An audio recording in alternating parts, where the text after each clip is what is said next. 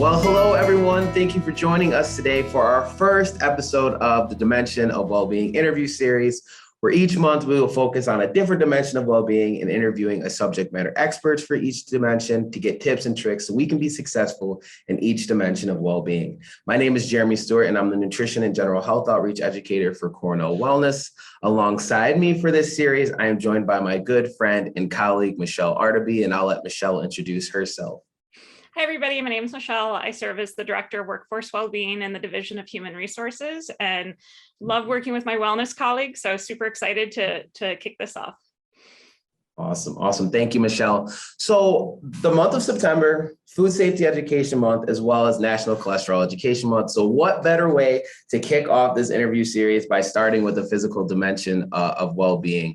I'm super excited to introduce our guests for our first episode. They also happen to be my colleagues in the wellness program here at Cornell. We have Kerry Howell, who is the Director of Cornell Wellness, and Erin Harner, our registered dietitian nutritionist for the wellness program.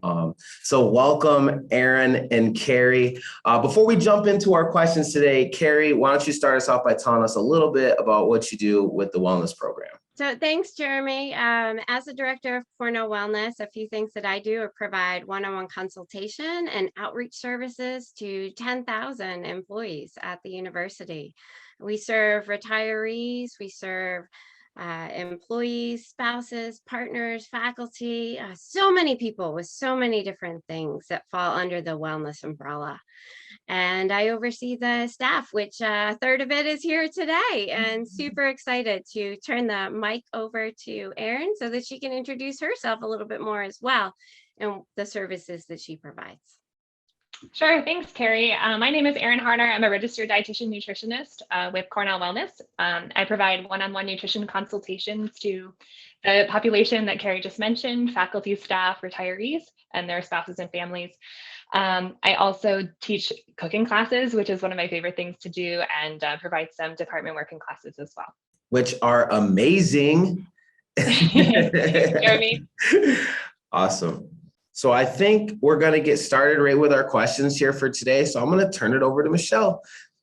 All right, great. So my first question is for you, Erin. We're in a new semester. Some folks are feeling healthy and ready to go. I want to talk about those folks who are maybe feeling less than satisfied with their physical health and their diet. As somebody who's struggled and yo-yoed with weight my entire life, I can tell you the pandemic definitely made it even more difficult from both kind of a nutrition and a fitness perspective. And I know I'm not alone. This is a frequent topic of conversation in my professional circles and personal circles. And it seems like it's a US trend as well. I was looking at the data from a survey that the American Psychological Association did, and they found that 42% of adults in the US reported undesirable weight gain, with an average gain of 29 pounds.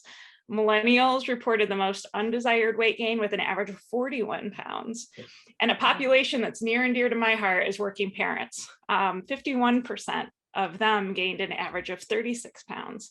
So it can be easy to say I'm going to lose my COVID-15 and jumpstart into new and healthy behaviors. But I'm finding a lot of folks are still coping with the emotions of COVID, whether that's lingering trauma or loss, or just adjusting in their work environments. Given all that's swirling around right now, which can be really overwhelming, what advice do you have for those who've maybe had some undesirable weight changes throughout the pandemic? Is now a good time to reset, and just where do you start with your clients who are experiencing these things? Wow, that's a really good question, Michelle, and a big one. I would say the first place to start is with habits. So maybe not the answer you expected to hear from me, but habits. So what changed, right? So what were you doing before that was working? And maybe what was different during the pandemic that caused the weight gain or the weight loss, or whatever happened for you in the interim? So I would say the first thing to do is assess your habits. If you are transitioning back to work on campus, if you're back to work on campus, if you've been on campus all along, or if you're continuing to work at home, any of those situations apply. Assess your habits. So what are you doing now that's working, and what's maybe not serving you? So let's say if you were working from home and you were sitting in your kitchen during the pandemic, or even continue on that trend, working from home, and the refrigerator and the cupboards and everything is so accessible to you. And you have this habit of, once an hour standing up, wandering around and opening up everything and grabbing a snack. Right? This is a reality that I've talked with clients about. It's real. This is what happens when you're surrounded by food all day long. So what could you do differently? What could you put in place instead? So if you have a habit that you're already doing that's maybe not serving you, like the getting up and walking around once an hour and opening all the cupboards and finding a snack, maybe take that thing that you're already doing and ask yourself, am I hungry? If you're not hungry, maybe go look out the window, look at nature, take a few deep breaths, and then return to work centered. No food necessary, right? So it's the key is, what are you doing that's working? And what are you doing that's maybe not serving you? And that's always the place that I start with clients.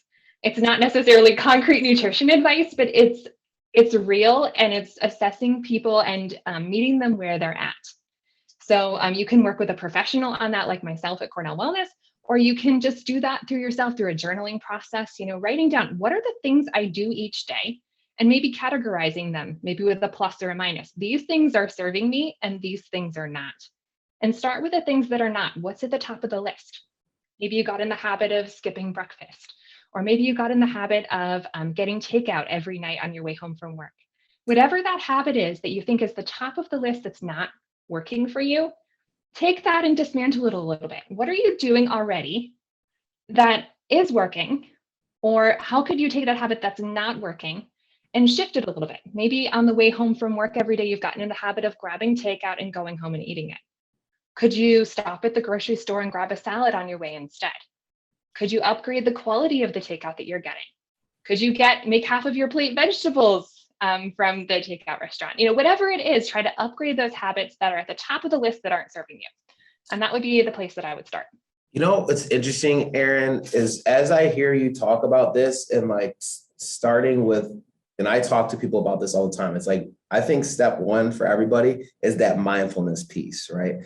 It's like that. I feel like that's like the biggest takeaway that I can get from what you were saying is, what can I do? I have to start assessing myself. And I don't think that just works with just, anything we're doing physically, but I think that applies across the board. We start being more mindful about things, we can start to be more successful with things that we're doing. I really like that piece on journalism as well. It makes absolutely. Mindfulness is the place to start. Mm-hmm. Yeah, it makes it much easier when you can write it down and then actually see it, because then you're going to have to assess it, That's, yeah. And I'm going to jump in too and say, whether it's for nutrition or the physical part, ask for help. And that help can be, as Erin mentioned, connecting with Cornell Wellness staff for an individual consultation, but it can also be asking your colleagues for help and support. It can be asking a partner. It can be asking your family. It can be asking a spouse. It's very powerful to say, hey, I'm struggling with making this change, right? We're surrounded by constant change. As we entered the pandemic, we're constantly changing right now throughout it. And we're continuing. This change has been rapid. And so we're like, oh, what do we do? So as Erin mentioned, maybe we've developed some coping mechanisms that are not serving us as well as they could. And reestablishing healthy patterns or creating new patterns, whether they're nutrition side or the physical activity side, recruit that support. It can be really helpful right now. I know personally, my colleague Jeremy, who's right here with us today, I told him, I said, look, as I'm transitioning back to on-site, on-campus work, I'm going to need you to nudge me a little bit for getting away from my computer, right? And reestablishing a healthy habit of taking a walk around BB Lake, something that I used to do, but that I didn't do when I was working from home. And that's been super helpful. So tap into the people who are around you, who can provide that support in a positive way, whoever they are.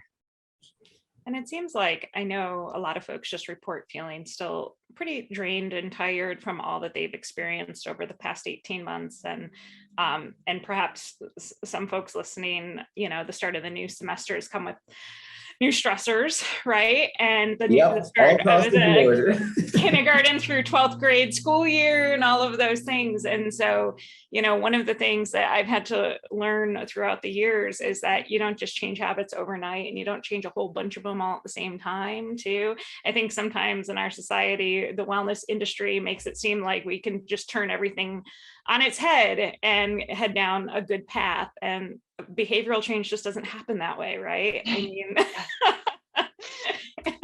there we go. 3 wellness professionals going, nope. Yep. You're spot on, Michelle. Like, I always recommend choosing one thing, because if we put our focus on one change at a time, we can master it. Right? If we put our focus and attention on one thing, like the biggest, the lowest hanging fruit, the thing that's the simplest to latch onto, and it's going to make the biggest impact.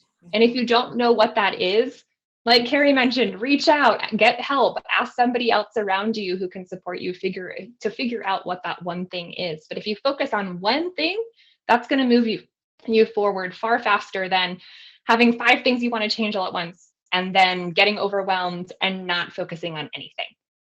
So I just read. Oh, go ahead, Jeremy. So I have to ask this question. I feel like I already know the answer, because you said you want to focus on one thing, don't try to change everything all at once. So like, if you had to give like one nutrition recommendation, like that lowest hanging fruit, what would it be, Erin? For one thing to focus on. I would say if I was to choose one thing that would apply to pretty much everyone across the board, there are a few exceptions that I can think about, but one thing that would apply to pretty much everyone is try to get 3 to 5 servings of non-starchy vegetables a day. Like, fill half your plate with produce, the non-starchy kind. So this doesn't, potatoes, sweet potatoes, whole grains, like they're all great, but they don't count here. I'm talking things like carrots and cucumbers and salad and kale. If you don't like kale, choose a different vegetable. There's tons of them. Like, just fill half your plate with vegetables. And usually that requires 2 sides or like a big salad. Could be cooked, could be raw, could be a soup, could be a cucumber salad, right? There's so many different options, but that would be the one thing across the board that would make a huge impact in so many people's diets, so many people's lives, give them more energy because of the nutrition that they're infusing into their diet. Thank you, Erin. I was right. I bet you could have guessed that, Jeremy. Eat more vegetables. That's what I hear from Erin all the time. Eat more vegetables, and it's so true, right? And when we're talking about, especially like those non-starchy vegetables, especially like specifically like the dark leafy lean vegetables, right? Because one serving size for them is 2 cupped handfuls. So you think about all that food. That's a lot of food, right? So try to get more of those in. Yeah. Are you all familiar with the author James Clear, who wrote Atomic Habits? So excellent book. I was just reading one of his newsletters the other day where he said, when you're thinking about incorporating new healthier habits, start with the bare minimum of like what you could do on your worst day. And the example that he gave was, instead of saying I'm going to drink 8 glasses of water per day, maybe it's a glass of water before I start my workday. And that's it. But that's like the Kickstarter, right? And it feels a lot less overwhelming to kind of begin a new habit when you're starting with what you can commit to even on your worst day. And I really like that. Yeah, that's awesome advice, Michelle. And what I would say is, like, going back to that idea of assessing your habits, figure out where you're at now and add one more. So if like with the leafy greens and non-starchy vegetable example, if right now you're eating 2 servings a day, aim for 3. If you're already eating 4, aim for 5. Right? If you're already eating 5, start juicing. Do something fun. But just try to just reach outside your comfort zone just a little bit, enough that you can have success, enough that you can build some momentum. Great point. So Erin, like, we started off and I mentioned that it was also Food Safety Education Month and National Cholesterol Education Month, which are, great. They're good conversation starters for building a healthier lifestyle. So with just talking a little bit about food safety, just a little bit with like more petite people, I see more people like migrating into the office a little bit more. So there's going to be more traveling with like pre-cooked foods and things like that.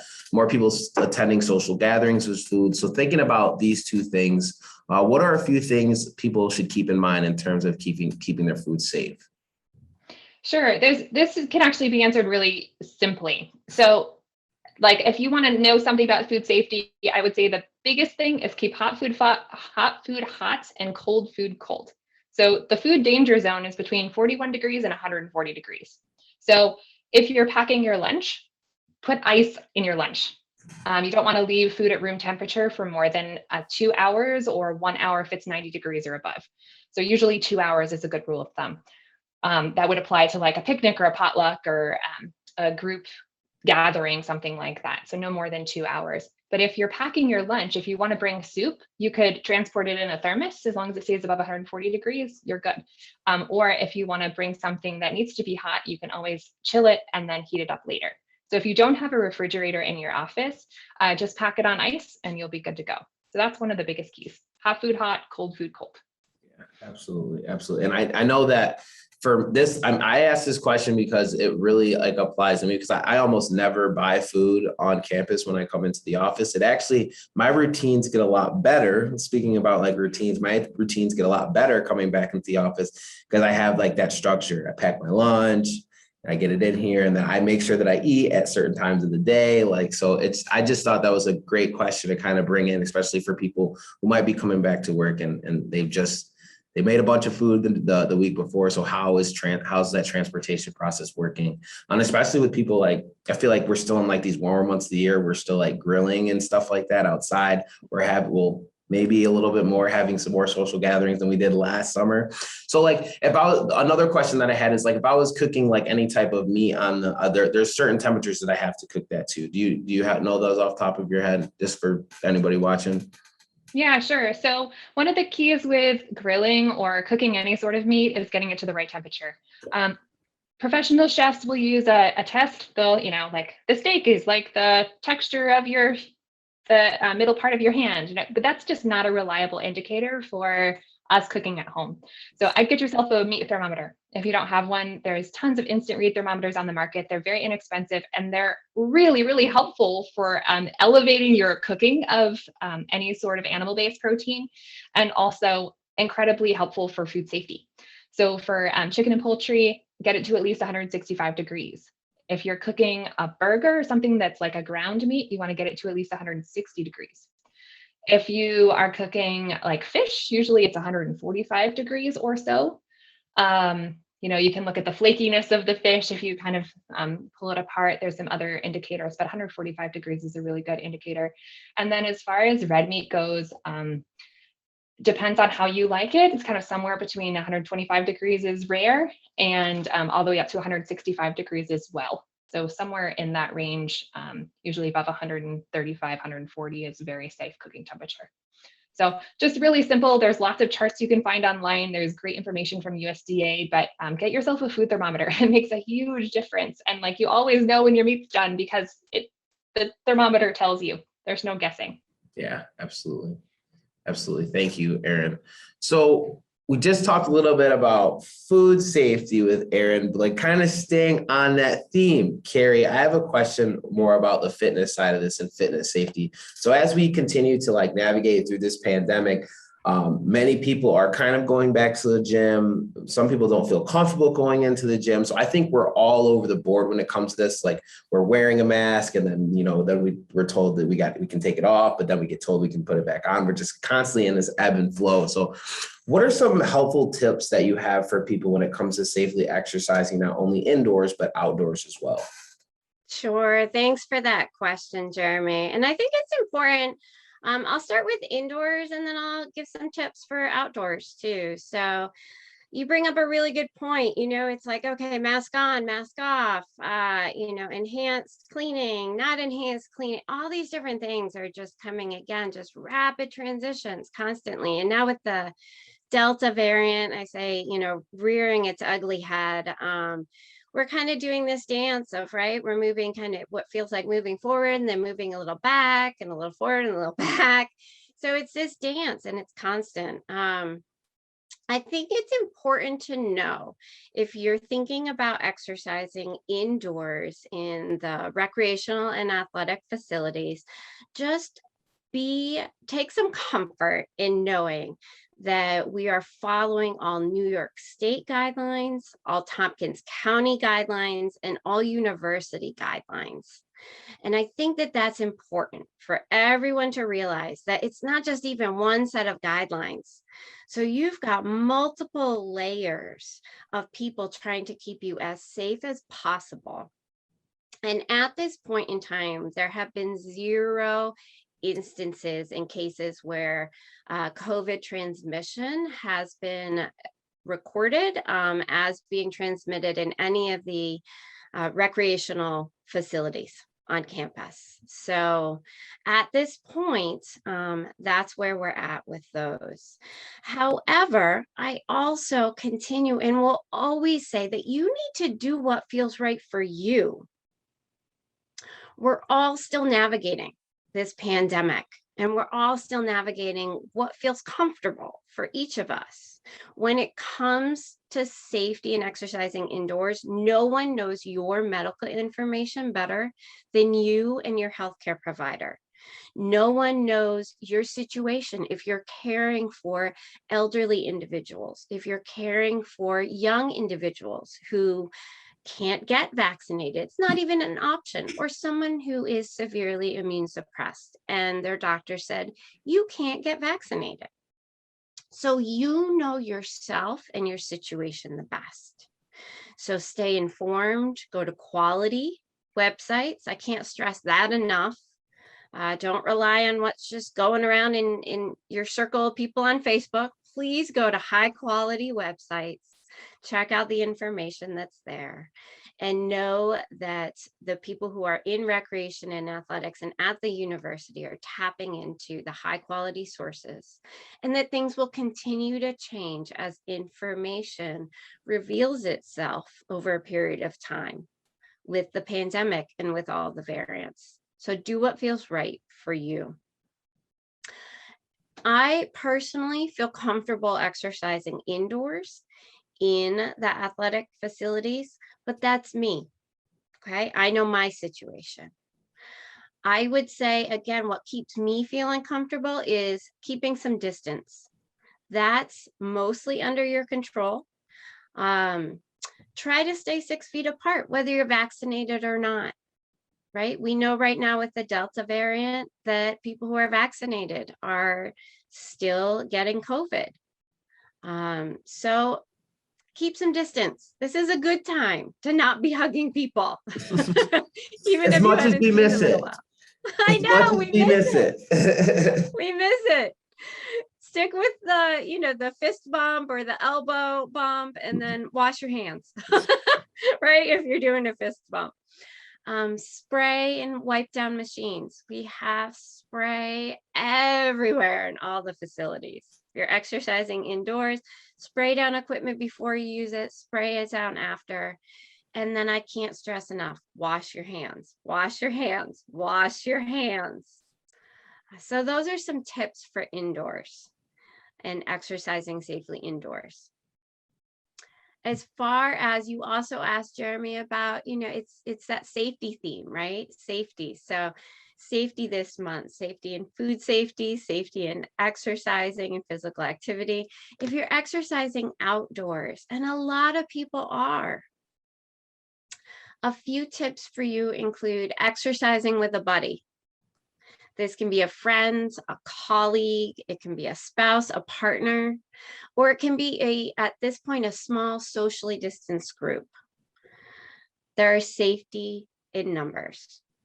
So that's one that I would definitely recommend. Another one is bring a safety kit.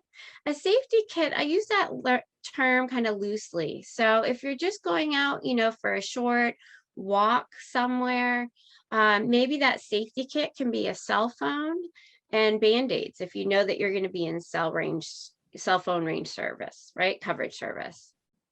but you might get a blister. So bring some Band-Aids along, make it more comfortable.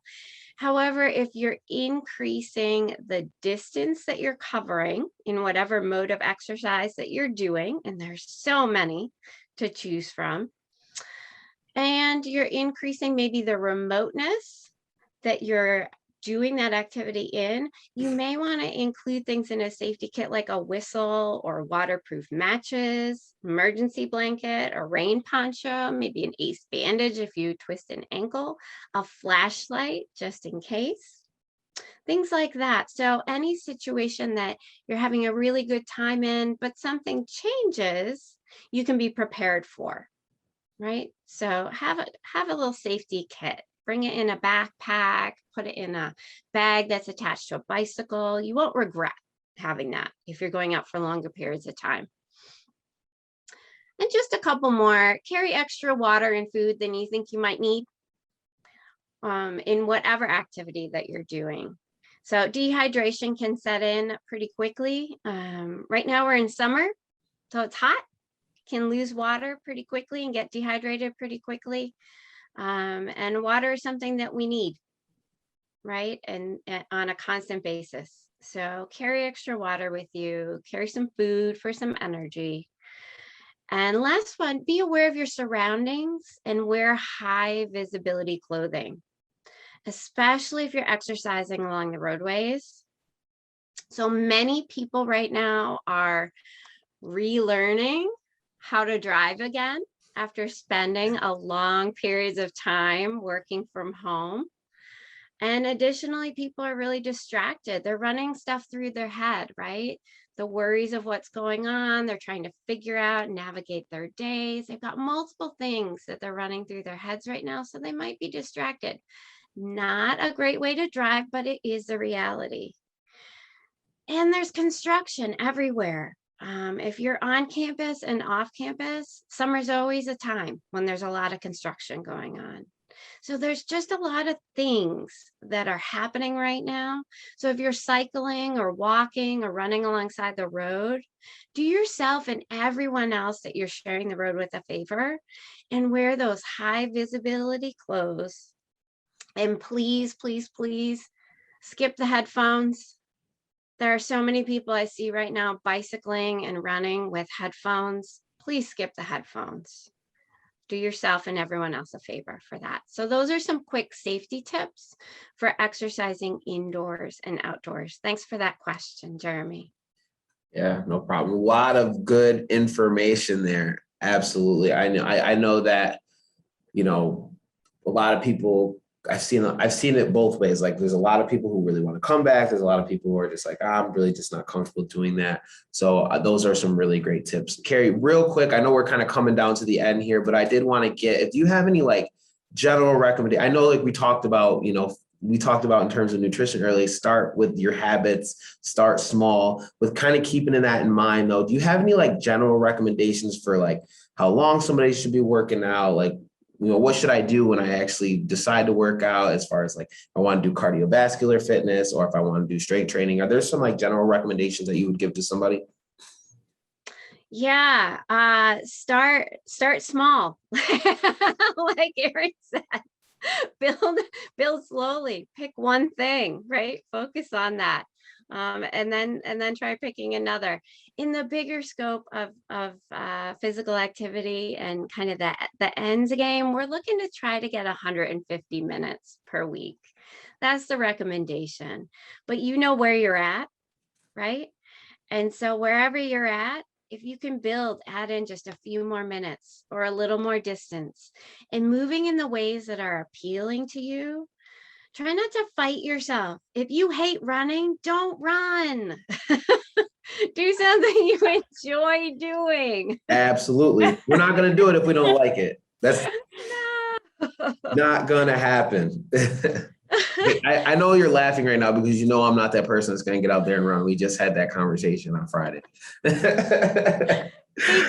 did, but it's true for everyone. And, you know, a lot of people have their kids at home right now, right? So trying to incorporate activities that are enjoyable and that incorporate kids right? So figure out what your situation is and try not to push against that. We have enough things going on right now that are challenging. Let's try to reduce those challenges. So, kicking a soccer ball around with young kids, playing with a volleyball, those things can be enjoyable. Doing a scavenger hunt, who can find the coolest rock on the walk that you're taking, blowing bubbles and chasing after them. Those are all fun activities, right? To do with family. So get creative. And again, if you're struggling with this, stop struggling alone. Reach out to Cornell Wellness, reach out to one of us, and we can work through this together and come up with different ideas that'll work for you in your current situation. All right. Are we starting to wrap up now, Jeremy? Yeah, we're gonna wrap it up. Go ahead, Michelle. All right. So I'm going to put you in the hot seat this time. How about that? That sounds great. Oh, I love being in the hot seat. So it's kind of a round robin question for everyone, but starting with Jeremy, I'd like to know what you think is the biggest barrier or one of the biggest barriers you're seeing people kind of deal with when it relates to their physical well-being right now. And maybe a thought or two about how they could work with that barrier, right? And how they can start to bring that down a little bit. What do you think, Jeremy? Yeah, that's an excellent question. And I think the biggest thing with people that I'm seeing right now, including myself, is this: we can't really get used to anything quite yet, right? So, and then this goes with, sleeping habits. This goes with, the way that we're eating. This goes with the way that we're moving our bodies. Like we're constantly ebbing and flowing in between what we can do and what we can't do. Unfortunately, that's just the world that we're in right now. So what I would say is, like, take the things that are most enjoyable to you and know that we won't be in this forever, right? And try to get back to the things that you really enjoy doing, right? And reach out if you need help figuring out what that is for you. Making sure. So the biggest things that I can say is like we talked a lot about routine today. Try to establish something that is familiar to you. And I think that especially in terms of sleep, that's important, right? And that we kind of break down, that physical dimension of well-being into like 4 different pillars, right? We're talking about nutrition and hydration. We're talking about sleep, and we're talking about moving our bodies, right? So I think getting the proper amount of sleep is important. Making sure you're drinking water. Like I have my water bottle here. I try to fill it up 5 to 6 times a day. And like, those are some things that I can do whether I'm in the office or whether I'm out of the office. When it comes to like eating a little bit better, sometimes you got to take it a week at a time. But one thing I do know that I'm going to do is I'm going to go to the store at the beginning of the week or on a Sunday. I'm going to get all the things that I know I should be eating, right? And so that way I at least have somewhere to start, right? And then I write down what I want to do for fitness for the week when it comes to moving my body more. I know what I want to do, so I put it down my calendar and I make time for it. So those are some suggestions that I would have. It's really that mindfulness thing that you talked about earlier, Erin, is so key. And once we can kind of break down that, we can start to see a little bit of success. And don't take it all at once. One little thing at a time. I love it. Erin, what would you add to that? Sure. So I would go back to this habits idea. So if your biggest barrier right now is a habit that you've established that you don't want to have anymore. So whatever that habit is, and I talked about making that list. What are your positive habits and what are your negative habits? Choose that biggest negative habit that's having the biggest negative impact on your fitness, nutrition, lifestyle, and dismantle that. What is one thing you can do to shift that? If it's something that's really well established, use that as your cue. What could you do instead? So take that barrier, because honestly, the things that you repeat over and over every single day make a huge difference. And if they're negative things, they're going to make a big difference. They're going to lead to massive amounts of weight gain. They're going to lead to dis-ease or being unhealthy. Let's flip those things on their head. Let's dismantle them. Pick that one biggest barrier, that one biggest negative habit, and see if you can flip it. What could you do to make that negative habit a positive habit? And again, one thing, if that's fitness or nutrition related or sleep related, whatever it is, choose one and focus on that until you have that really well established, and then go on to the next thing. Thanks, Erin. How about you, Kerry? I would say, right along the lines of both my colleagues, right? People who are struggling the most are the ones who thrive under routine. Yeah. And so, for a specific example, right? The people who are like, okay, I put my kids on the bus, then I go into the fitness center, then I walk to my job on campus, and that's my routine, right? And maybe I go to the dining hall on campus and I get my healthy lunch there. And so many of those things were like, whoop, sideswiped. So I would say my best piece of advice on how to kind of inch back, right, on things is, and just move forward on them, is having a backup plan. And I always say have a backup plan, but right now with the pandemic, I'm going to say have 5 backup plans. Write them down. Sticky notes everywhere, Yep. right? 5. And be kind to yourself. Right? I can't tell you how frequently people always ask us as the wellness experts, what do you do? What works for you? And I can tell you the secret for me is I keep hitting the reset button. Okay, I intended to get a healthy breakfast, didn't do that, reset, got sideswiped. Okay, I intended to walk at lunch, didn't do that, hit reset. Okay, hit reset. And I've got all these different options for it. And the more options I have, the easier it is, right, to switch. So, okay, I didn't make my make ahead oatmeal breakfast. However, I filled the freezer at work with a couple of healthy lunches. And so I can grab those. So it's just having, that's what's worked for me. And that seems to be helping people as advice who I'm meeting with, having those multiple, go to, but specific, Jeremy, to your point, written down, and also focusing at different times on one thing. I personally don't try to focus on all of it. I'm like, this week, I'm going to work on having a healthy breakfast. Yeah. Yeah. And Kerry, I love that you mentioned being kind to yourself. Like, if your plans get waylaid, like, it's okay, just get back on track next time. Like the next meal, the next snack, the next exercise, like just the next time. That was awesome. Yeah. I love that. I don't imagine you beating yourself up necessarily over that breakfast when you're hitting that reset. It's just that acknowledgement and the move on. And I know, for myself and a lot of people who struggled with weight, it's when you maybe you don't fulfill what your intention is, you can quickly feel like a failure, or that it's pointless to reset if you didn't do that one thing. And the reality is time's going to pass no matter what. Our habits all like add up, right? And so I really love that. I think that's very reasonable for right now. Jeremy, did you want to add something to what Kerry shared? Yeah, well, I wanted to hear from you, Michelle, because I know, from a manager, what are you seeing from some of the managers that are struggling in this physical dimension of well-being? Oh, that is an excellent and super challenging. It's a super important question and challenging. I think managers are a population of folks that have had tremendous challenges over the past 18 months. So, we set expectations that they try to help their teams get through difficult times. So they're doing that. They're also doing that while adapting the actual work that their team does to respond to the crisis, whomever they serve, whether that's students or faculty or other groups.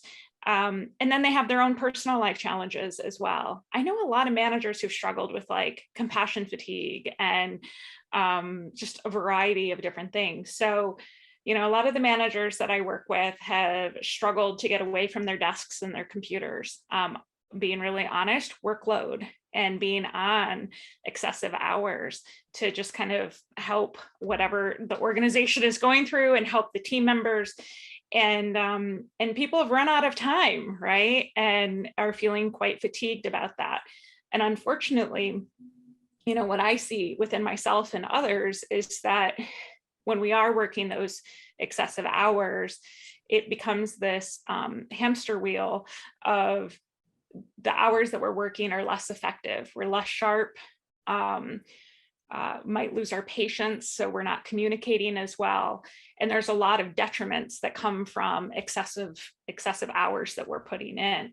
So part of, like what Kerry said, using that reset thing is really thinking about our work schedules. And this goes for managers, but this goes for everyone, and maximizing our optimal work time and making sure that we're really incorporating even the smallest of breaks, right? I think sometimes people that I work with who are feeling overwhelmed by, let's say, work and life, they feel like if I can't work in a 1-hour fitness class 4 days a week, then it's pointless to do anything. And Yeah. We know that is not productive true. thinking. It's not true, and it's not productive thinking. And if anything, it just makes us feel terrible about ourselves for not carving out that time, right?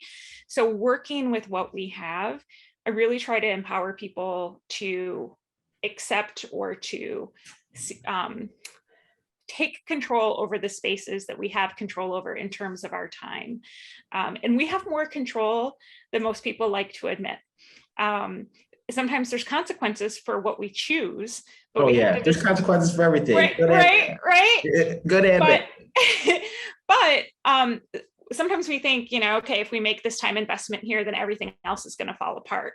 And that's a story that we're telling ourselves. But that isn't always true too, right? So I think these things take a lot deeper analysis. And I love working with people on that and the work that I do and that the work-life team does. Because they certainly see the ways that impacts our effectiveness at work as managers and individuals, but it also impacts our well-being. And for me, workforce well-being isn't just about necessarily how we feel physically and mentally. It's how we show up in the workplace and how effective we are in our jobs. And the optimal place is when those things are coming together, right? So that's kind of what I'm seeing. Thanks for asking. Yeah, absolutely. And I think it's why it's so important, this month, right? We focus on the physical dimension of well-being. So we take that one change, right? We're going to work on the physical dimension of well-being this month by taking all the great advice that we got here today. Closing up right now, I'm just going to wrap up and just say thank you to our two guests today, Kerry Howell and Erin Harner. We appreciate you so much. And I just want to get from you, because I know that we talked a lot about reaching out for help. So tell us how people can get a hold of you so they can improve in this physical dimension of well-being. I would say that there's a couple of resources that I want to leave people with and ways to reach out. One is by contacting Cornell Wellness through our email, which is wellness@cornell.edu. You can request a consultation there. You can ask any questions. And another one is going to our website, wellness.cornell.edu. You know that there's a common theme where we say, like, okay, it's this time on this day right now, and this is the information I have to give to you, right? Because things are changing so rapidly. So our website is one of the places where you can get the most up-to-date information on facilities that are open and things that are happening for our group, that then how we're actually serving you. So reach out in those different ways, and we look forward to hearing from you. And Erin, do you have additional things to add to that? I think you covered it, Kerry. I think that's perfect. I think the wellness email is the best place to get to any of us as a starting point. Yes. Well, that is our first episode. Thank you again, everyone, for joining us. We look forward to connecting with you all next month for the Dimensions of Wellbeing interview series. Take care, everyone.